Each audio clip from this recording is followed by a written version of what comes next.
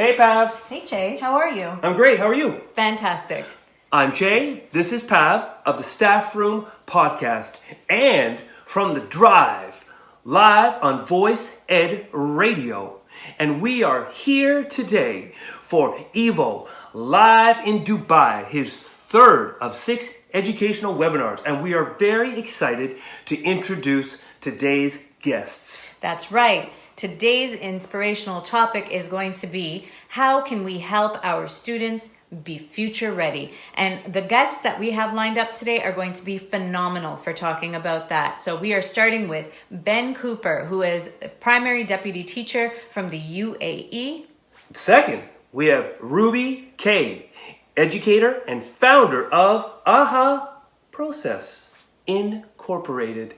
And lastly, we have Phillip Cotton, who is a design and technology teacher who will be sharing some inspiring stories from the United Kingdom. So, sit back, enjoy the show, and reflect and learn together as we partake in Evo live in Dubai. And it's so long from Jay and Pav of the Staff Room Podcast and The Drive on Voice Ed Radio. So remember to inspire, don't require.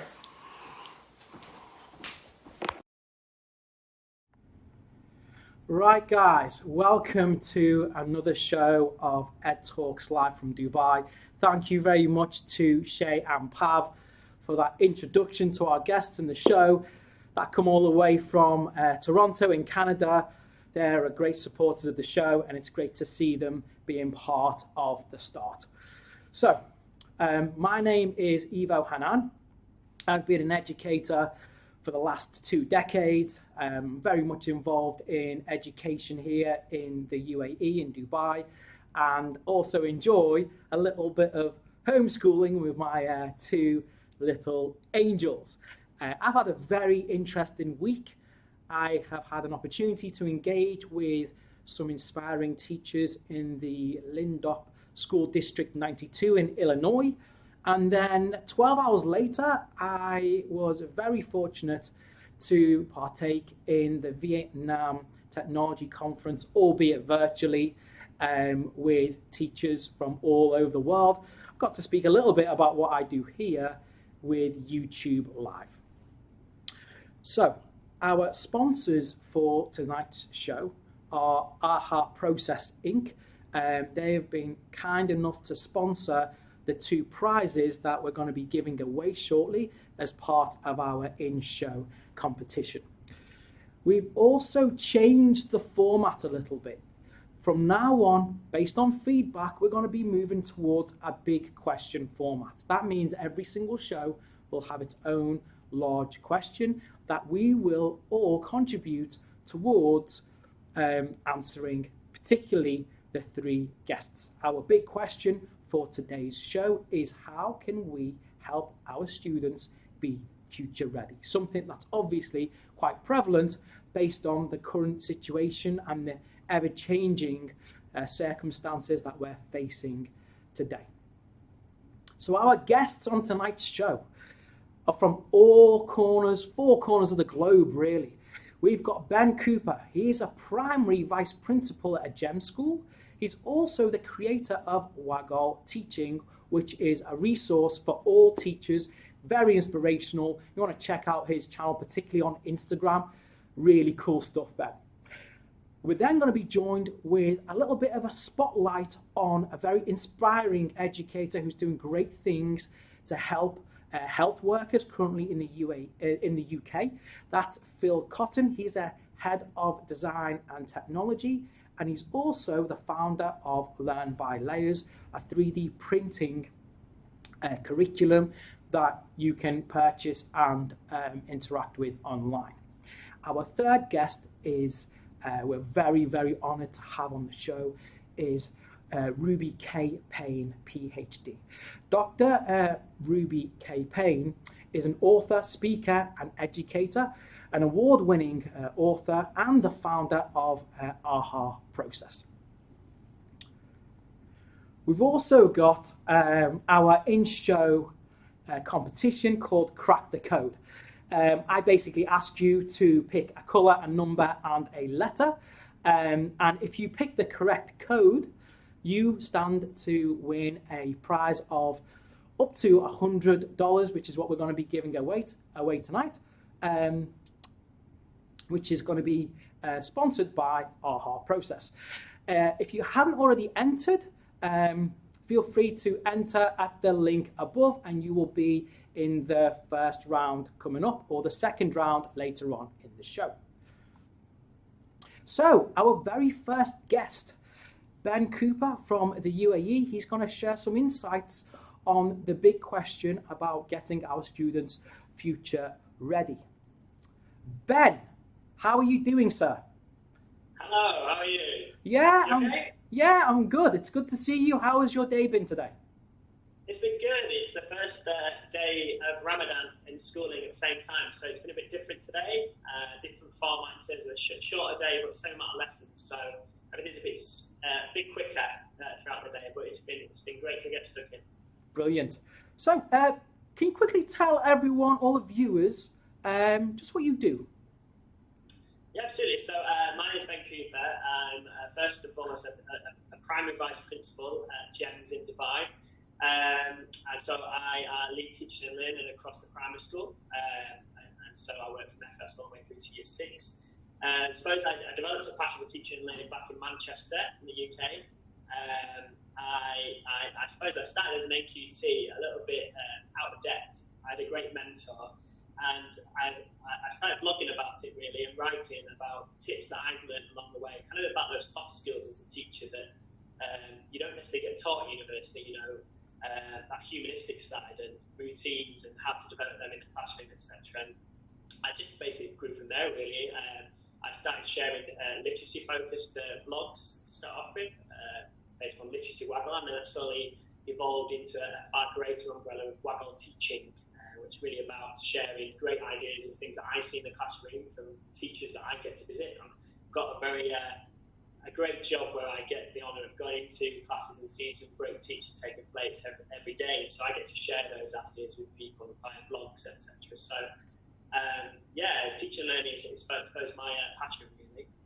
That's great. So with all of this experience, including what you're doing with Waggle teaching, can you shed a little bit of light on how you think we can get our students to be a little bit more future ready? Yeah, absolutely. I mean, we work with the youngest generation coming through. We've got Generation Z, and then this Generation Alpha, as people have named it. These native digital tech whiz that are coming through at 6 and 7 years old already.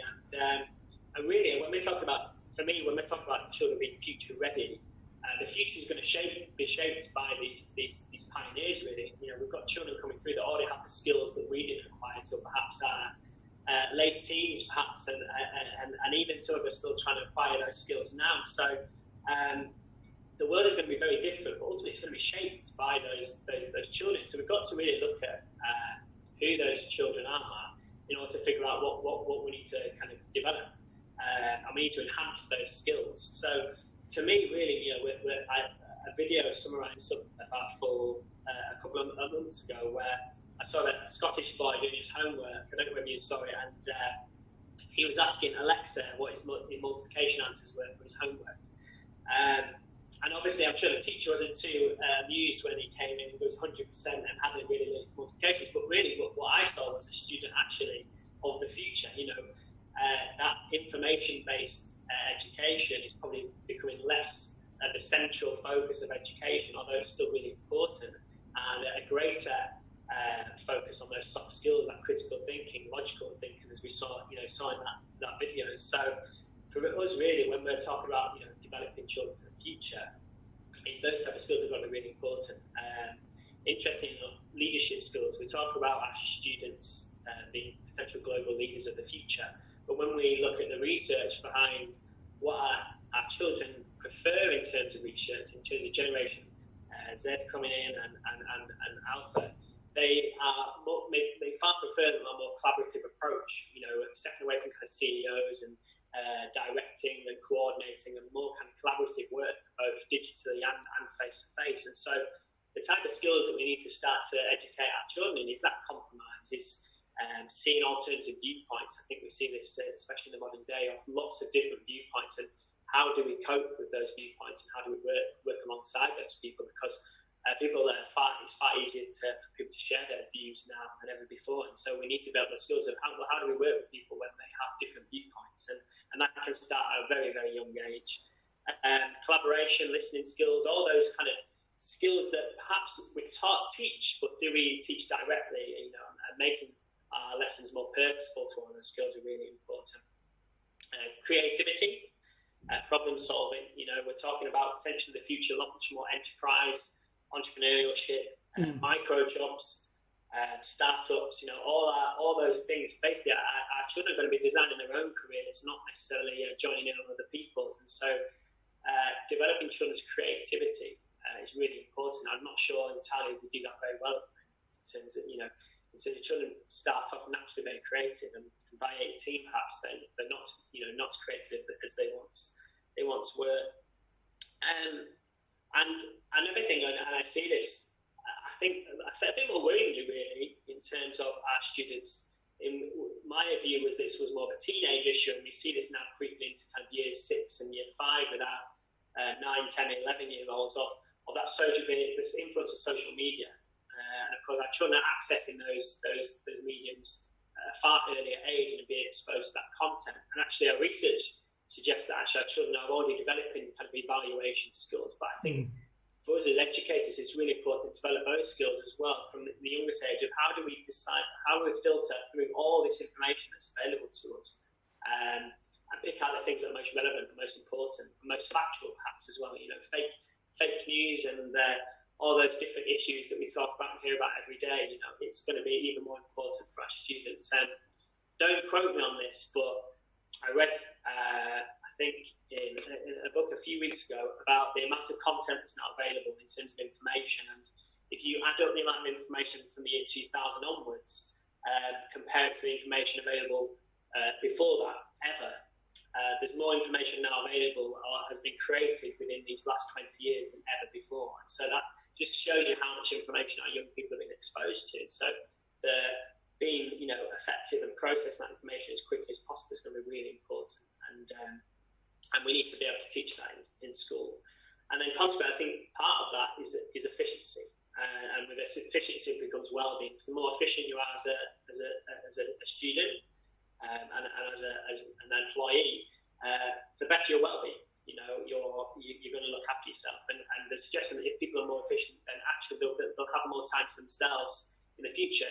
I think something that's come out of this in terms of the positive as of all being here online is that perhaps we are working a bit more efficiently, and then find ourselves actually able to have a bit more free time to create videos with family that we've seen going viral, but to also, I don't know about you, but I've accessed some free online courses while we've been at home and not been able to go out. And actually looking after your well-being is really important. So we need to start teaching children how to do that effectively. How do you look after yourself and other people around you as well as possible? And I think that can start at the youngest of ages. I see that in primary school all the time. So, 100%. It's really about developing those soft skills.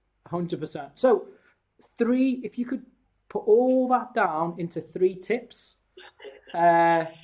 what would you leave us with? We talked a lot about all these skills, and I think the common misconception for me is that all these like evaluation and problem solving things are actually really difficult to teach, and I don't necessarily think they are. In fact, I think they're probably easier to teach than those factual, sharing that factual information, because a lot of this comes naturally to our most youngest of children. I've got a 7-month-old daughter, and she's solving problems like never before, and actually it's because we just let her get on with it and step in and back. And sometimes we overteach things, and I think it's really important that we step back and allow them to be creative. So and don't allow children to fear doing new things, and don't dismiss children's thoughts. So developing that creativity, and then involve children in decision making. There's no reason why you can't involve them in planning your lessons, but even at home, what should we have for dinner tonight? Let's have a look in the fridge. Let's make a decision together on what we should eat. Those things are going to allow children to develop those leadership skills and creativity. And then the final one is getting children to evaluate things. I think that's really, really important. Sit down with children and discuss things that Well, how do you know that that's true? Because that someone said that. How do you know that you think that's factual information? And just have those discussions with young children about information they see, and get them to justify and explain, because that's really going to be the core foundations of allowing children to evaluate information in the future. Great. Ben, thank you very much for your time and your insights. No problem at all. And for other people who want to find out a little bit more about Ben's work, please visit waggleteaching.com. Follow him on various social media platforms, including Twitter and Instagram. Wishing you a very nice evening, sir, and I'll catch you soon. Thank you very much for the opportunity. Enjoy the rest of the show. Thank you. See ya. So that was Ben from the UAE, just actually in Dubai, just around the corner from me here. And talking about support, I just wanted to highlight some of the education communities that have supported this show over the past couple of weeks. We've got the Crazy PLN, we've got the Rethink Learning by Barbara Bray in San Francisco, the San Francisco Bay Area. We have, of course, the Staff Room podcast by Shay and Pav, great supporters of the show. Ed Talk Live with Tammy and KDSL are also a big support with Kevin Simpson. We Are One Team with Dustin, is very active on Twitter.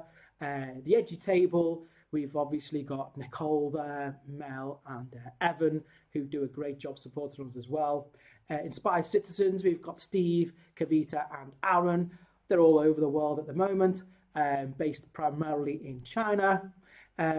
We have Toria, who promotes smaller voices on social media, particularly on Tuesdays on Twitter, and Jason, who is based in Seoul currently, who does his own design podcast. Guys, thank you very much for your support. So our next guest, he's going to very quickly speak to us about something he's been doing, using his skills as a teacher to benefit health workers in the UK. He is from Manchester. He's also a very good friend of mine. His name is Phil Cotton. Phil, are you there, sir? Hello, Evo. Hello. How's it going? I'm good. I'm good. Yeah, well, I mean, you've got a great story. Share a little bit about this story, about this journey, and where it's taken you so far.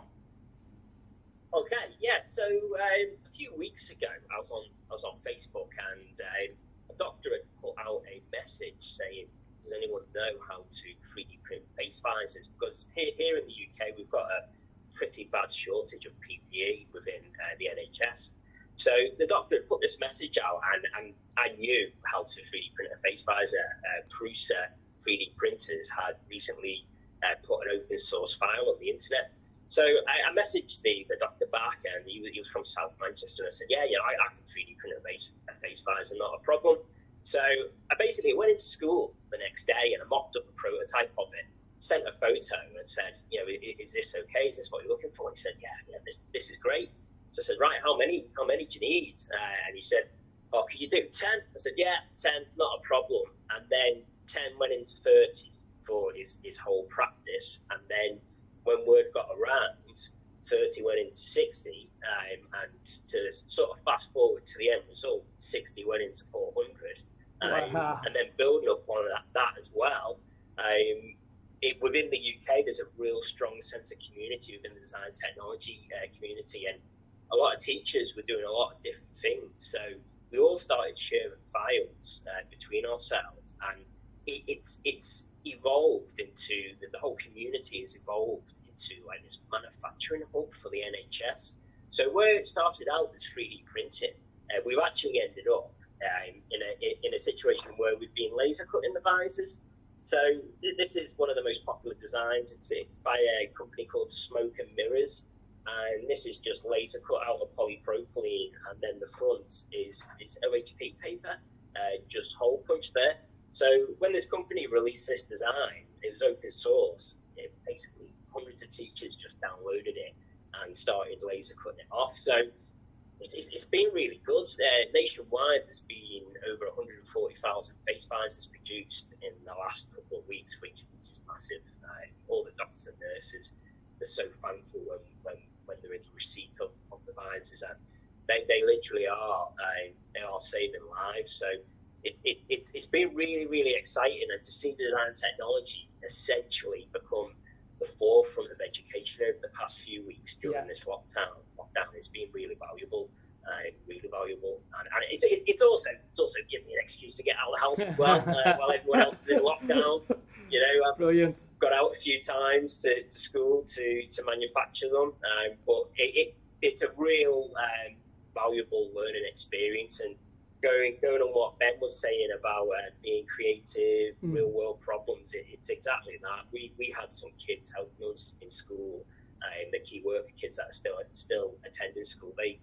They chipped in and helped us out in one of the first runs, and then it actually made its way to the BBC as well. So the BBC did a news article on it. So being really good.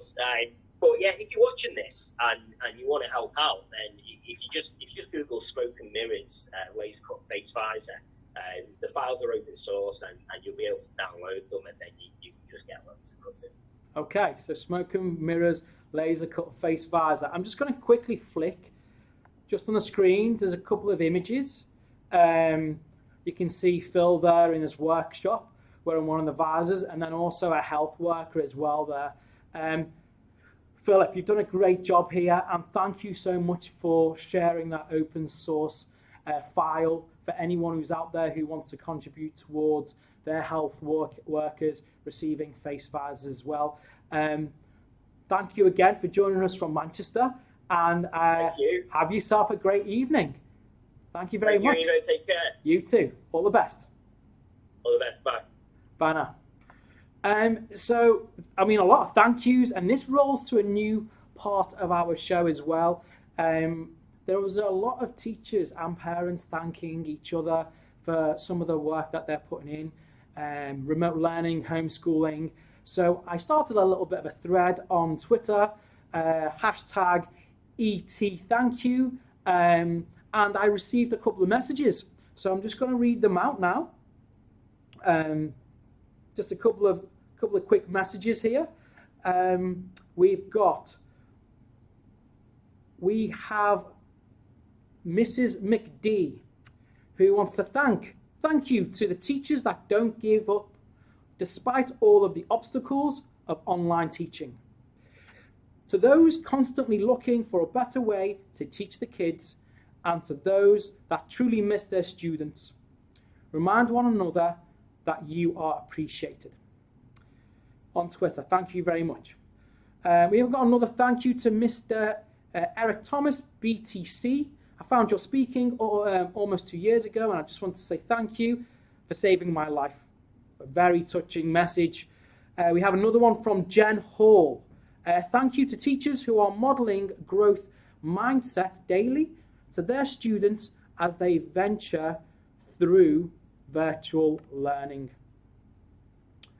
So, if you do want to contribute to the next show, which is on the 9th of May, and you want to have a thank you message read out, please feel free to add the hashtag and my tag as well, Evo_Hanan, to make sure I don't lose it in all the tweets, and I will try my best to read it out during the show.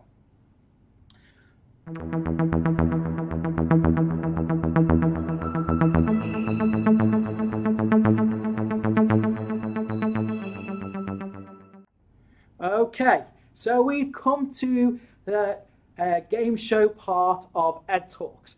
This is Crack the Code round 1. So for people who aren't aware of Crack the Code, it's basically a very quick game show element to Ed Talks, where I ask you to choose a colour, choose a number, and choose a letter.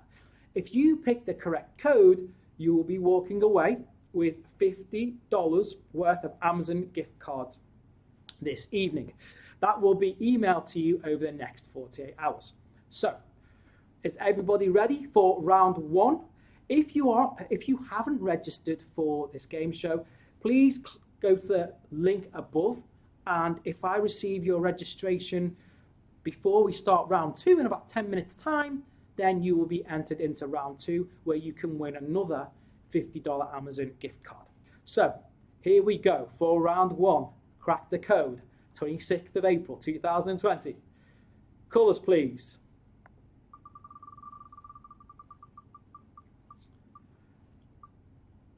Okay, so it's actually fallen on red. So if you chose red, you are still in the game. We have 8 people who have chosen red. The next section is going to be your number. Good luck to everyone who is still in the game.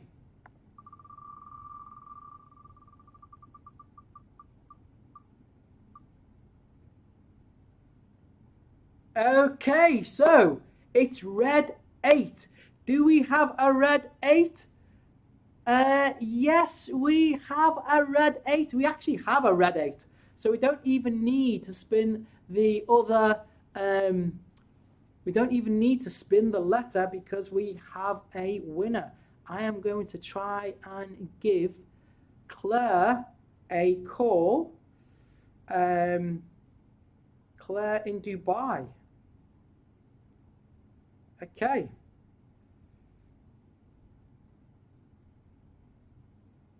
Let's see.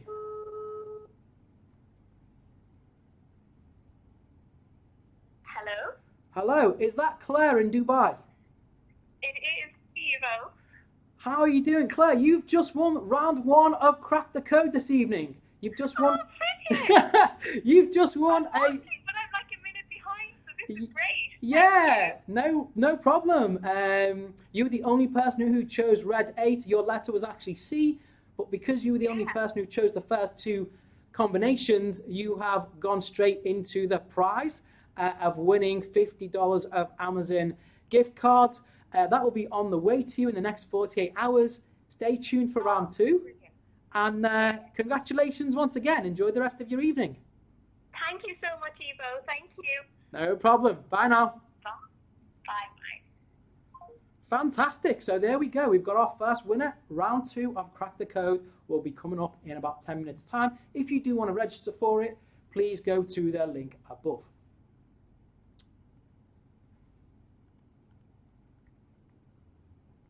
Okay. So our final guest, we are honoured to have Dr. Ruby K Payne as a guest. She has done a lot of work on making sure that we support students who are struggling both from a financial and emotional aspect, in fact, from all aspects. She's done a lot of work promoting students to strive no matter what challenges they face. This is something that's very dear to me as a person. I've got a lot of respect for Ruby's work, and I would like to welcome her onto the show. Ruby, welcome to the show, live from Texas. Hi, How's so it? delighted to be here. Thank you for joining us. What time is it there? Right now it is 10:30 Central Time, a.m. 10:30 Central Time. Okay, so not too early. 90 degrees today. 90 degree. Well, Fahrenheit. not bad. Can you tell us a little bit about your all the viewers about your work? You do national and international work. Tell us a little bit about yourself, Ruby. Well, I've been in the school business for a long time. I started out with teaching kids between the ages of 14 and 19 for several years, and then I was with the little ones for several years.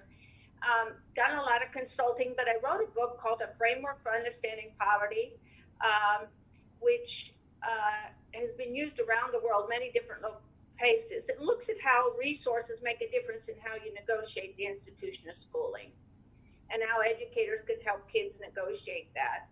And then I wrote a book called Emotional Poverty about how you deal and help develop emotional resources for children. Great. So tell us a little bit about what you think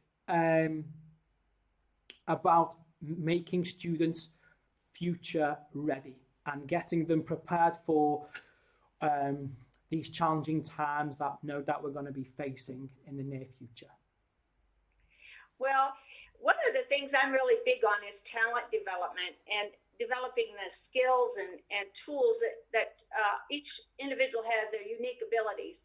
And I have a PowerPoint on a technique I love to use with kids called Future Story.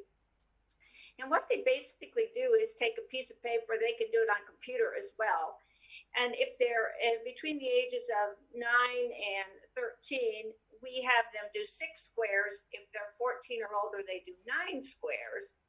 And in each square, they put one picture about what they want to do, be, or have when they're 25. And what we're really after is how you begin. We ask them what kind of work, what do you think you love to do, even if you don't get paid? That's a great indicator of what they ought to be doing for work. We look at their certificates, how are they going to finish school, maybe secondary school beyond that. What do they want to do for fun? How much money do they want to make? Where do they want to live? That kind of thing. And we start looking at how you do that. And the reason it's going to be critical for Future Story and their future is that they're going to go through multiple career changes. So it's much easier to think about, what do I want to do with my life? And what's the purpose of my life? What do I bring into this that is unique to me? And so we really work on that. And then we use that to help regulate behavior and help, because if a student does something that we know is going to interfere with their future story, you can just say to them, I used to make copies of it for me and for them. I'd say, hey, I thought you wanted this. And they'll go, well, yeah, I do. And I'll go, well, right now, what you just did it's not going to help you get that. So what can we do to help you get that? And so you are working with the student to help them get what they want. And I think it builds resiliency. An individual can deal with a lot of short-term losses as long as they have a long-term story and they have something they're working for. I think that's a fantastic idea. So that's one strategy I love to give them. Fantastic idea. And do it. I always tell people do it in pictures because they're remembered longer in the brain. Yeah, okay? Nice. And words are, yeah. The second thing I like to do is I like to teach students how to calm themselves. And these strategies are in that book called Emotional Poverty. But everybody's going to have losses. Everybody's going to have those. And how do you calm yourself? How do you work with yourself to get past that disappointment and move on? And one of the techniques I love to give to educators and kids is to look at the ceiling. When your eyes are up on the ceiling, it's not possible for the brain to access feelings. What your brain accesses neurologically in that position is visuals. So one of the things I used to do to calm kids down is I used to tell them to raise their hand, point to the ceiling, and draw something on the ceiling, like draw a guitar or whatever. And when their eyes were up there, they literally could not access feelings and they'll calm down. And then you have ability actually to have a conversation. But when they're really upset, you can't. So they'd ask me why, and I used to teach it to them. I'd say, you're doing this so that you can calm down, and you can do it when I'm not here. So I like to give them strategies for that. And we talk about how you then stay calmer, how it allows you to think better, okay? I think if you're an educator and you've been on here, you're on here today, every educator has seen a student walk down a hall, their head's down, it's covered with a hoodie, and their shoulders are slumped.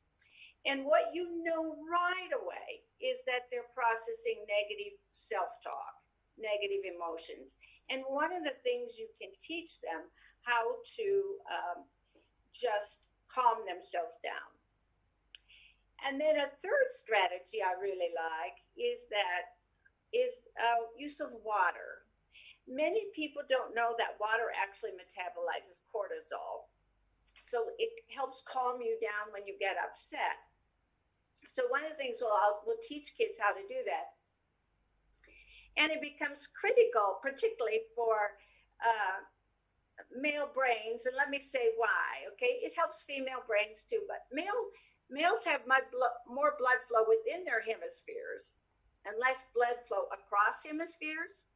So it's harder for male brains. Now, we're not talking about all brains, but 75% of male brains, okay, to communicate their feelings with words. And so one of the things, if you give them water, it allows their brain, they take more time to calm down. The average female brain will know within 2.5 minutes what they're upset about and can talk about it.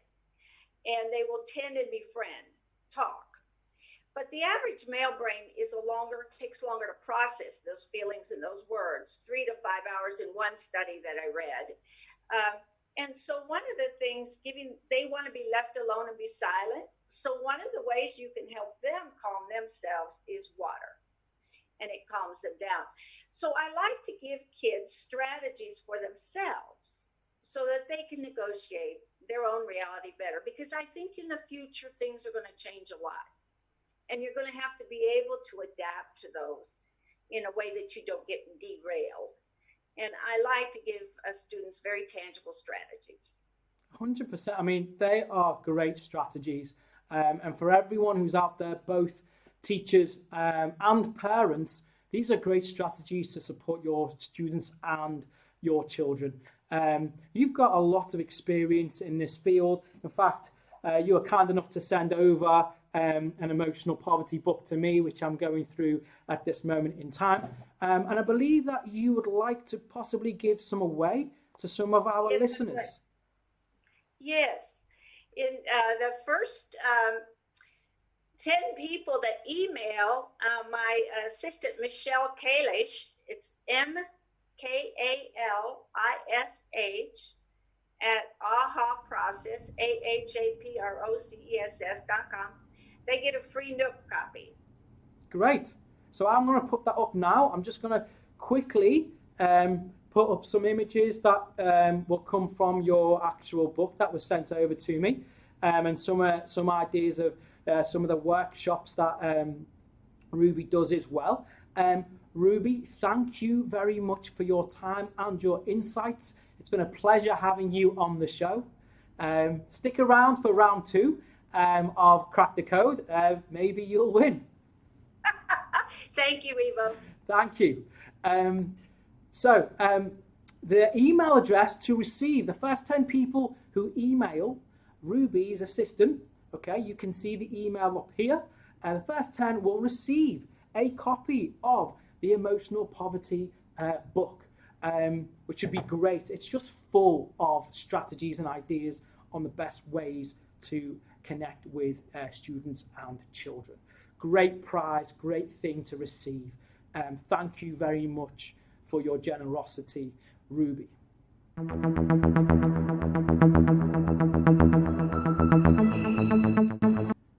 Okay, so round 2 of Crack the Code. Our last winner for round 1 was Claire from Dubai. She won with the red 8 code. We now have a few more who have just come in to the game. So let's go for round 2. Good luck, everyone. Let's have a look. There we go. Going for the colour now. Okay, round 2. The colour is blue. So if you are blue, you are still in the game. Okay, so blue round 2. Number. Good luck.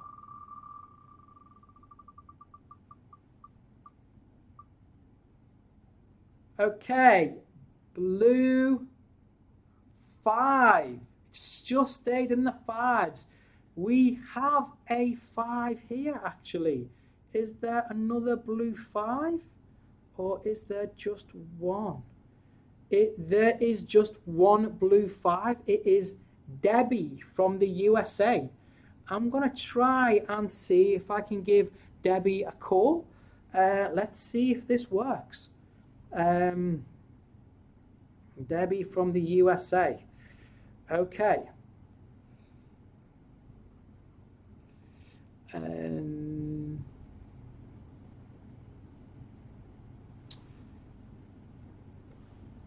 then we're going to go live to her to see if... Okay, let's see.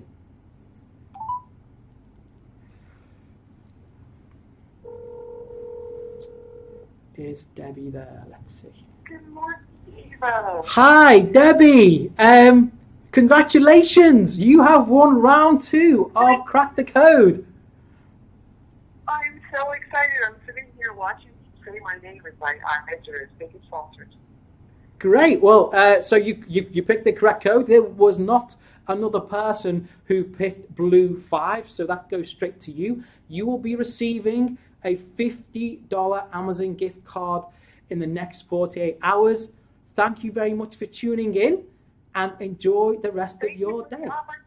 No problem. Thank you very much. I hope to see you on the 9th of May. Thank you. Thank you. Thank you. Bye, Debbie. Bye now. Okay, so we've had a winner from Dubai. We've now had a winner from the USA. We've now come to the end of the show. I'd like to thank tonight's guests, Ben Cooper from Dubai, Phillip Cotton from Manchester in the UK, and of course, Dr. Ruby K Payne from Texas. Great insights about the big question. They've really helped out us answer and receive a little bit more information about how we can help our students and children be more future ready. I'd like to thank our sponsors, the AHA Process Inc., for sponsoring our prizes this evening. Both Claire and Debbie, no doubt, will be thankful as well when they receive their prize. So thank you for your support. I would also like to thank some of the community members who have been really good in supporting the show, particularly the Staff Room Podcast, Shay and Pav, Mr. Chris Quinn in Canada, and Mr. Evan Whitehead, who have been a great support during the process and production of this show over the past couple of weeks. Our next show will be on the 9th of May, on a Saturday. The best ways to promote positive mental health. May is the mental health month for everyone globally to promote positive messages to help mental health awareness. And we want to make sure that our next show is also part of that message. So please tune in on Saturday, the 9th of May, same time, 11 a.m. Eastern Standard Time, 7 p.m. Gulf Standard Time, and 4 p.m. Greenwich Meridian Time in London. And if you'd like to continue to follow my messages on social media, obviously, please subscribe to the show at tiny.cc/edtalkslive. You can follow me on Twitter at Evo_Hanan. And you can follow the conversation, which is the agency Ed Talks Live on Twitter as well. So as we get to the end, we're starting to see a bit of a shift now in what's happening with the current health crisis. There are still some indications that is still fairly active. So if you do have an opportunity to step outside of your front door, please make sure you keep yourself safe. At the rest of the time, try as best as possible to stay at home, practice social distancing. I'll look forward to seeing you on our next show on the 9th of May. Take care of yourselves and each other.